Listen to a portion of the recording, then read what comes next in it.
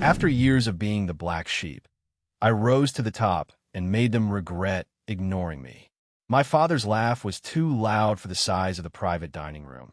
The kind of laugh that demands everyone else join in, so he doesn't look like the only one enjoying the joke. I was standing near the end of the table with a stack of dessert plates in my hands, because somehow I had become the designated runner again. And he was mid-toast, champagne flute raised, eyes shining with that performative warmth he saves for crowds. "And we've all done so well," he said, smiling at my brother like he'd personally built him. "Some of us took the scenic route," he added, looking straight at me. A few people chuckled, the polite kind of chuckle you do when you don't want to be the one who makes the room uncomfortable. My palms were slick on the plates. The chocolate sauce on the top dish dripped slowly down the side like it had time. My mother's smile was tight, warning, the same smile she used when I was 12 and asked why my brother got away with something I'd be grounded for. I set the plates down too carefully, like if I moved too fast I'd shatter. "I'm not your scenic route," I said, and my voice came out calm enough that it made my own stomach twist. For a second, nobody moved. The air had that warm, heavy restaurant smell. Garlic, wine, vanilla from the cake, and I could hear the HVAC hum and the faint bass from the main dining room leaking through the wall. My aunt's fork paused halfway to her mouth. My brother's fiancée blinked like she wasn't sure she'd heard me right. Dad's smile froze in a shape that looked almost painful. I felt my heartbeat in my throat, that stupid wild thumping that makes you want to cough even though you don't need to. Dad lowered his glass slowly, still trying to keep it light. All right, he said, chuckling again, softer now. "Don't get dramatic, love. It's a joke." He reached out like he might pat my arm, like he might physically put me back in my place with touch. I took a half step back without thinking, and the chair behind my calves bumped, grounding me. My mom's eyes widened, pleading with me to swallow it. "Not tonight," she mouthed. The words didn't have sound, but I felt them anyway like pressure on my ribs. My cousin Liv tilted her head, watching the way she watches when she thinks something is about to finally happen.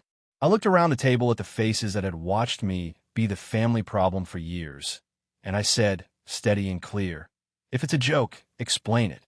Explain why it's funny." It was a Tuesday night 4 years ago when I realized my family wasn't going to change simply because I became easier to love. I was sitting on the floor of my share house bedroom with my laptop on my knees because my desk was covered in overdue bills and rejection letters, and I've been crying so hard my face felt hot and swollen. I'd just gotten off the phone with my mom, who'd called to tell me, casually like she was mentioning the weather, that they were going to my brother's graduation dinner without me because it's really more his thing, and you've been stressed lately, and we don't want you to get upset. I remember staring at the cracked corner of my phone screen after she hung up, listening to the silence in the room like it was a verdict. They weren't excluding me because I'd done something terrible. They were excluding me because my emotions were inconvenient, because my presence reminded them that I didn't fit the script they liked. Good kid, good choices, predictable life, no mess. I was the mess kid, apparently, even though the mess was mostly invisible. Anxiety that sat in my stomach like a stone, depression that made getting out of bed feel like dragging a body out of water, a brain that couldn't relax in rooms where people smiled too hard. I was the one who overthought everything, the one who took things too personally, the one who couldn't just be happy. My brother, Nathan, was the one who kept it simple. He did business. He wore the right clothes. He laughed at Dad's jokes. He didn't ask questions that made Mom's eyes flick away. He didn't go to therapy.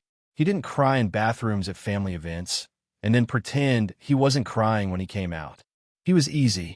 I was complicated. That was the family story. When I was 19, I dropped out of the degree my parents had basically chosen for me because I couldn't breathe in the lectures, couldn't focus, couldn't stop feeling like I was living someone else's life. I tried a bunch of jobs, retail, admin, bar work.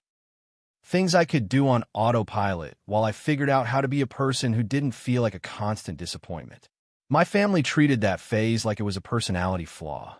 "She can't stick to anything," Dad would say, shaking his head. "She's a dreamer," my aunt would add like it was a diagnosis. Meanwhile, Nathan got internships through Dad's mates, got praised for work ethic for doing the bare minimum with confidence. And every time he achieved something, there was a dinner, a cake, photos, speeches. When I managed to string together a full year without a breakdown, my mom said, "I'm proud of you," like I'd learned to use a spoon. What they didn't see, or didn't care to see, was that I was building something quietly in the background. Not a revenge plan. Not a dramatic, watch me prove you wrong montage. Just a slow, stubborn climb.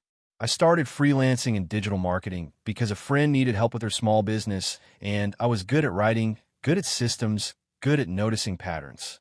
I taught myself everything at night. SEO, ads, analytics, email funnels, copy that didn't sound like a robot wrote it. I made mistakes and fixed them. I got better. I took cheap gigs that paid in experience. I learned to talk to clients without apologizing. I built a portfolio, then a wait list, then an actual business that paid my rent without me having to borrow from anyone. The first time I tried to tell my family something good, like genuinely good, I did it softly, like I was afraid of spooking them. We were at my grandmother's house for Sunday lunch. The table was covered in those plastic placemats with grapes on them, and Nan had made her lemon slice, and everyone was talking over each other the way they always do. I said, "I've got a few regular clients now," and my dad barely looked up from his plate. "That's nice," he said, in the same tone you'd use for, "I got a new pair of socks." Nathan asked, "So like, you do Instagram?" and laughed. Mom said, "Just make sure you're paying tax," which is her version of excitement. Then the conversation moved on to Nathan's promotion. After that, I stopped sharing. Not in a dramatic, "fine, you don't deserve to know me" way. Just in the way you stop touching a bruise because it hurts every time. I still showed up. I still brought wine to dinners. I still helped my mom set the table. I still took photos of everyone smiling because my family loves photos. They love proof. I just stopped expecting them to see me. The weird thing is, once you stop expecting, you start noticing how much effort you've been spending hoping. Hoping for a compliment that isn't backhanded. Hoping for a question that isn't designed to make you sound silly. Hoping for a moment where you're not the punchline. 2 years ago, my business grew enough that I hired a part-time assistant. I upgraded from my bedroom floor to a small office space in a shared building. I started working with bigger clients. Hospitality groups, real estate agencies, a wellness brand that paid on time and didn't haggle me down like I was selling lemonade. I didn't tell my family any of it. They still thought I was doing little online stuff. They'd ask occasionally, "So are you still doing that?" like it was a hobby. I'd say, "Yeah," and change the subject because the thought of watching them suddenly care only when it benefited them made my skin crawl. Then, about 6 months ago, I got approached by a hospitality group called Marlowe Dining. They were expanding, buying up struggling venues and renovating them. Clean, modern, high volume, but still nice. They needed a digital strategy overhaul, and someone I'd worked with recommended me. I went into the meeting expecting a polite, "Thanks for coming," and walked out with a contract that made my hands shake. 6 figures, 12 months, clear deliverables, a clause about performance bonuses. The kind of deal that turned your life from, "maybe I can keep doing this," to, "oh, this is real." I didn't even celebrate properly that day. I drove home in stunned silence, sat in my car outside my unit, and cried. Not pretty crying, just the shaky exhale of years of being told I was flaky and irresponsible and the scenic route. I texted my best friend, and she called me immediately and screamed in the phone like we'd won a championship. I told my therapist before I told my parents. That's where we were at. Around the same time, my family announced they were throwing a big engagement dinner for Nathan and his fiancée, Zara. Zara is fine. Nice enough. Very put together. The kind of person who has matching luggage sets and a 5-year plan. My mom loves her in a way that makes me feel both jealous and exhausted. The dinner was going to be at a fancy-ish restaurant on the water. Dad said, "We're doing it properly." Mom said, "It's a celebration." Nathan said, "Don't make it weird," which is basically my family's slogan. I almost didn't go. I genuinely considered faking the flu. But my Nan, my actual soft spot, called me and said, "You're going, love. I want a photo with both my grandkids." And I can't say no to her. So I said yes. What I didn't tell anyone was that the restaurant they booked, the Camden Room, had just been acquired by Marlowe Dining. And a new brand strategy? The one that included the launch event, the influencer nights, the updated website, the glossy reopening campaign. That was my project. That was my work. My name wasn't on a sign outside, obviously, but the general manager knew me. The staff knew me. I'd been in and out of that place for weeks, taking photos, meeting the chef, fixing their online booking system that had been a disaster. I knew the floor plan better than my family did. I also knew my family, and I knew exactly what would happen the second they learned I was connected to anything that mattered to them. They'd suddenly remember they loved me. They'd suddenly remember I was so talented. They'd suddenly start saying, "our girl," like they'd been supporting me all along. And they'd do it in public, with their hands on my shoulders, smiling for photos, because in my family, love is often an image first and an action second. So I kept it quiet. I thought, maybe I could just attend as a normal person. Eat the food. Smile. Leave early. No drama. Except the second I walked into that private dining room, I was assigned a role. "Can you help with the plates?" Mom said before I'd even sat down. "They're a bit short-staffed." She said it like I worked there, like I was part of the furniture. Dad didn't even look up. Nathan grinned and said, "Yeah, you're good at that stuff." Zara gave me a tight smile, like she was politely tolerating the odd sibling. I swallowed it, because I always swallow it. I took the plates because if I didn't, Mom's face would do the thing, tight smile, disappointed eyes, and the whole night would become about my attitude. Then Dad made the toast. Then he looked at me. Then he called me the scenic route again, in front of everyone, like it was harmless. Back in the moment, after I asked him to explain the joke, Dad's cheeks flushed. He hates being challenged in a way that makes him look unkind. He likes being the funny, charming guy.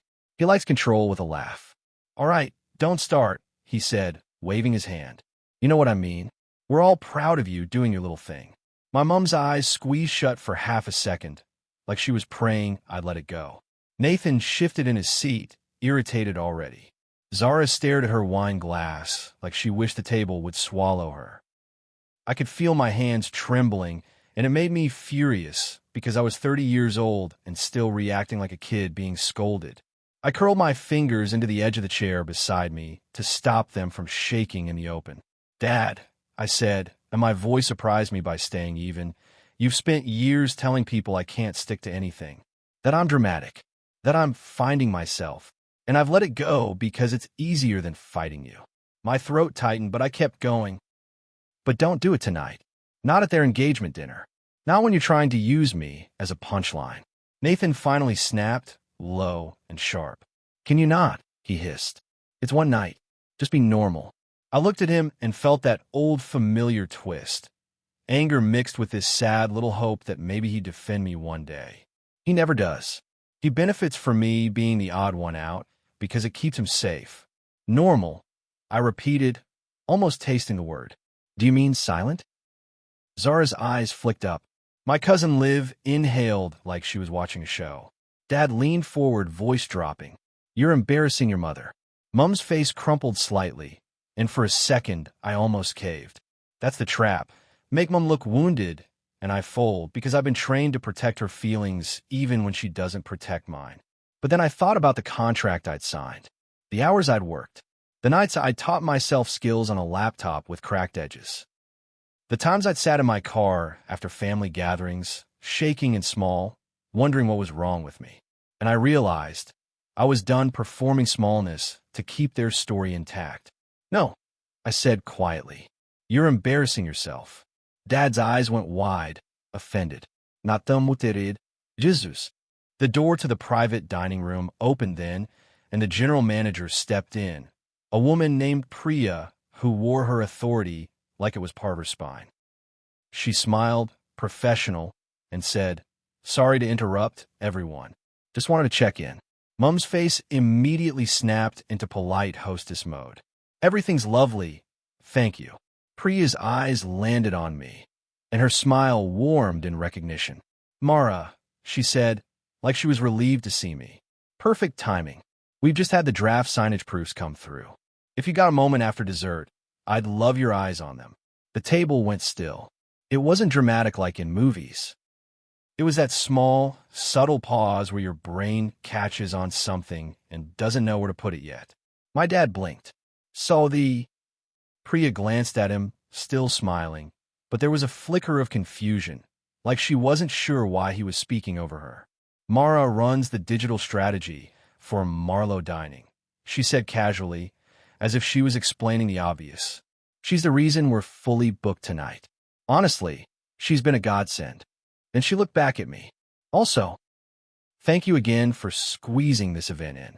I know you're slammed. For a beat, nobody breathed.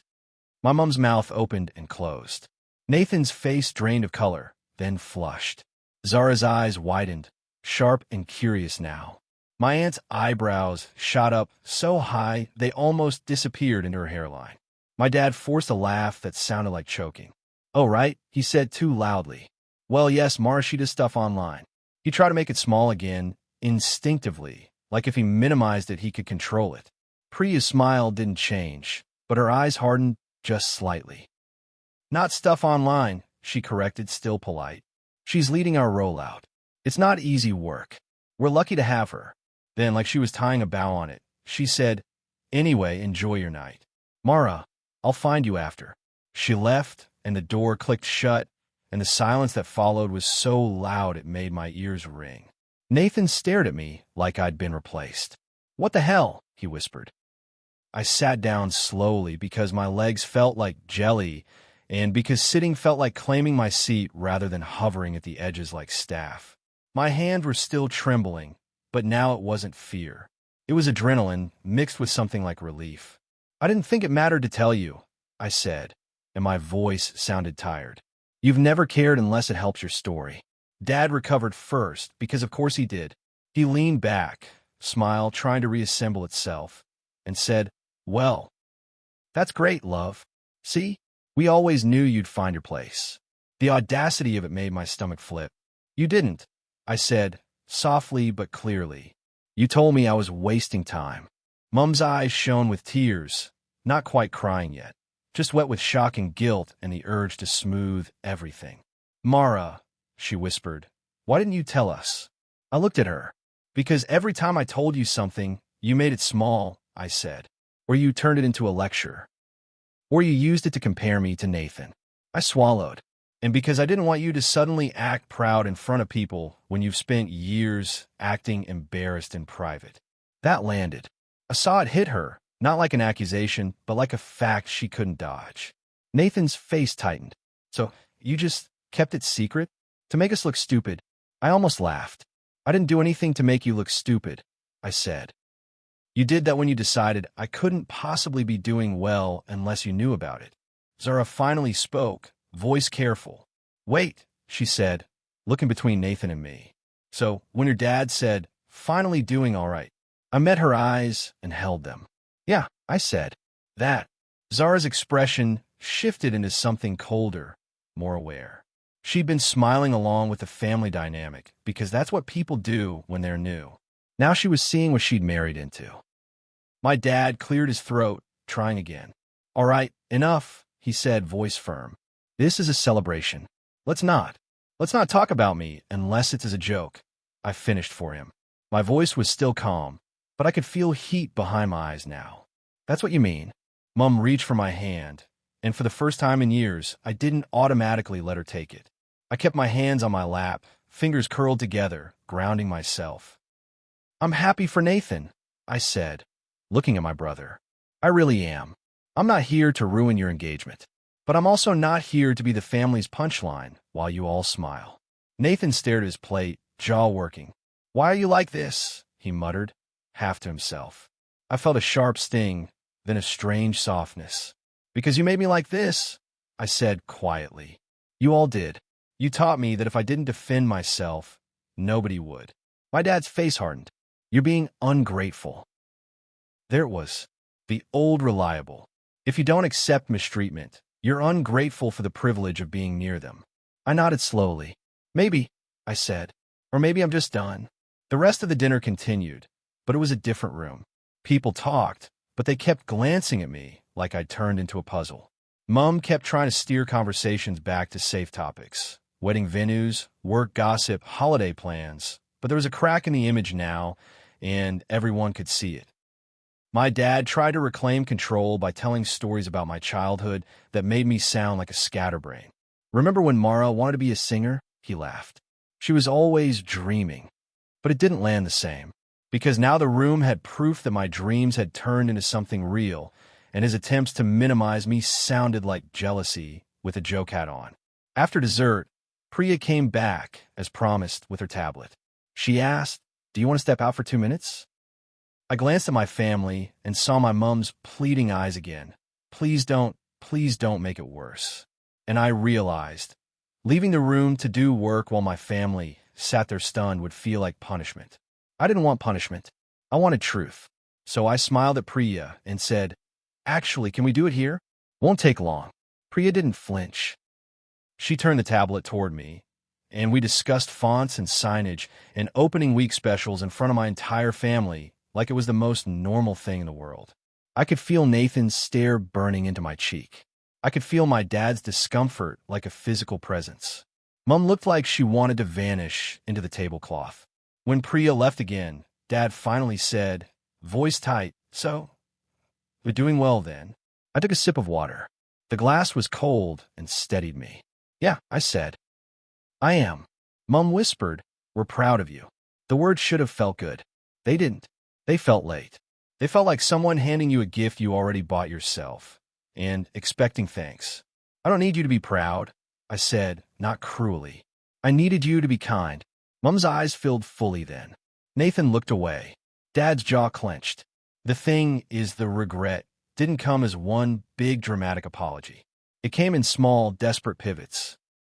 Dad started telling people at the table, loudly, Mara's basically running the whole company, which wasn't true but sounded impressive, and he wanted the credit of proximity. Nathan tried to ask casual, "So, like, do you get discounts here?" Zara asked, sharper, "Why have you been talking about your sister like she's unemployed?" My aunt tried to hug me and say, "We always knew you'd be successful," and I stepped back and said, "No, you didn't. And that's okay. Just don't rewrite it now." That last part made everyone go quiet again. After the dinner, Mom called me the next day. Her voice was small. "Your father feels embarrassed," she said. I laughed once tired. "Good," I said. "Maybe he'll stop trying to embarrass me for sport." "Mara," Mom whispered, warning again. "No," I said, and my voice didn't shake. "I'm not doing this. I'm not managing his feelings about the consequences of his behavior." She started crying, and for a second my chest tightened with that old urge to fix it. Then I remembered the years I'd spent fixing everyone else while nobody fixed me. "I love you," I said.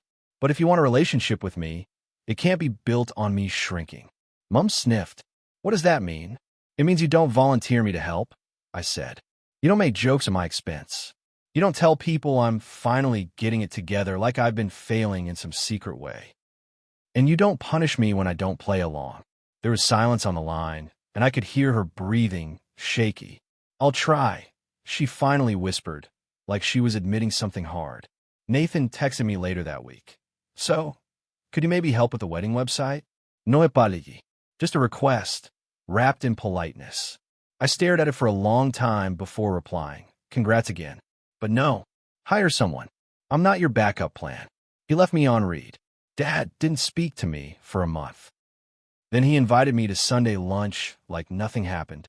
When I arrived, he was overly cheerful, asking about the restaurant stuff, telling me he'd always said I do great things.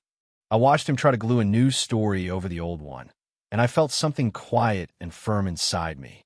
I didn't argue. I didn't accuse. I just said, "That's not how you talked about me before." And when he scoffed and tried to laugh it off, I repeated it, calmly, again, like facts don't need emotion to be real. That's what made them regret it, I think. Not the reveal itself. Not Priya's interruption like a movie scene. It was the fact that I wouldn't let them rewrite history to protect their pride. I wouldn't let them suddenly claim me like a trophy when they'd treated me like a cautionary tale. A couple weeks after that dinner, Nin called me and said, "Your mother told me you're doing big things." Her voice had that gentle warmth it always does when she's proud, but try not to make a fuss. I sat on my couch with my laptop open, campaign drafts on the screen, and felt my throat tighten. "Yeah," I said. "I am." Nan hummed. "Good," she said simply. You always were. They just don't have eyes for anything that doesn't look like them. I didn't tell her about Dad's joke. I didn't tell her about the plates. I just let her pride sit in the room with me like a blanket. Because the truth is, I didn't rise to the top to spite them. I rose because I had to. Because being the black sheep meant I learned how to survive without approval. I learned how to build my own ground under my feet. I learned how to keep going when nobody clapped. And yeah, now they regret ignoring me. They regret it in the awkward way they suddenly ask about my work, in the way Dad tries to name-drop my clients at barbecues, in the way Mom overcompensates with compliments that don't quite land, in the way Nathan avoids eye contact because he can't reconcile the sister he mocked with the woman who quietly outgrew the family story. But the biggest regret isn't even theirs. It's mine. Regret for the years I spent trying to earn a seat at a table that only valued me when I was useful or small. I can't get those years back. I can't make 12-year-old me stop crying in the bathroom because she thinks she's broken. I can't make 20-year-old me stop apologizing for being alive. What I can do is sit at the table now without carrying plates I didn't offer to carry. I can let my dad's jokes die in the air without rescuing him with a smile. I can let my mom's discomfort be hers to manage. I can let Nathan figure out what it means to have a sister he can't frame as the failure anymore. And when they look at me now, really look, not just glance past me toward the safer version of family. They see someone they didn't invest in and can't control. They see the consequence of years of dismissal. A person who learned how to win without them, and who doesn't need their approval to stay standing. It's not a fairy tale ending. We still have awkward lunches. Mom still slips sometimes. Dad still tests boundaries like a toddler. Nathan still acts like he's entitled to my labor. But the difference is I don't fold to keep the peace. Because I'm not the scenic route. I'm not the family joke. I'm not the black sheep waiting for permission to be loved. I'm just me, steady, visible, and finally unwilling to disappear for their comfort.